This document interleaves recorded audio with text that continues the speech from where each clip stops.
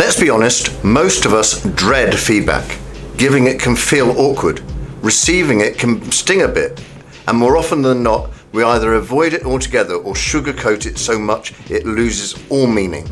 But here's the truth, good feedback is gold. It helps us grow, sharpen our skills, and strengthens relationships, whether at work, at home, or anywhere in between. So how do we give and receive feedback without all the awkwardness? Let's break it down. Start with the mindset.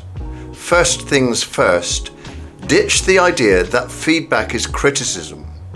Feedback isn't about pointing fingers or listing faults. It's about offering insights to help someone improve or acknowledging what they're doing well. It's a conversation, not a confrontation. If you're the one giving feedback, the goal isn't to win or be right. It's to be helpful. If you're on the receiving end, remember it's not personal. It's not an attack. It's a gift. Sometimes a slightly uncomfortable gift, yes, but a gift nonetheless. When giving feedback, clarity is key. Be specific. You need to do better is vague and unhelpful. Try something like, hey, I noticed the report was missing the summary section. Including that would make it much clearer for the team. And timing matters too. Nobody wants to get critiqued in front of an audience or at the worst possible moment. Pick your time and place, ideally somewhere private and calm. Now here's a little trick that's worked well for me over the years. Start with something positive. Not just to soften the blow, but because it's usually true. There's always something worth praising.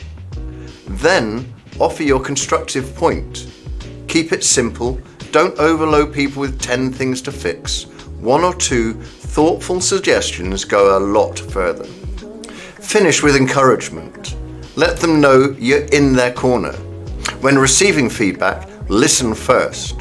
It's easy to get defensive, especially if the feedback stings a little. But instead of jumping in with, yeah, but, try this. Pause, take a breath and say, thanks for the feedback. I appreciate that you're sharing that.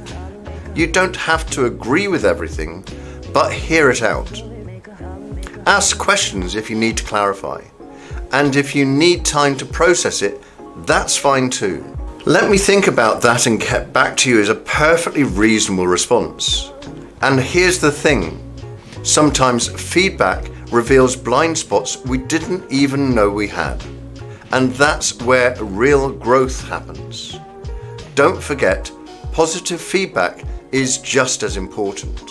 We often treat feedback like it's only about fixing problems. But it's just as vital to highlight what's working. When someone does a great job, tell them. Be specific. You handled that client call brilliantly, clear, calm, and right on point.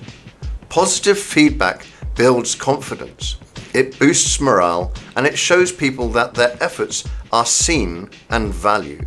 And lastly, make feedback a habit. Don't save it for the yearly review or the big blow-up. Make it part of everyday conversations. Keep it casual, keep it respectful, and keep it regular. When feedback becomes normal, it stops being awkward. It becomes a tool for growth instead of a source of anxiety.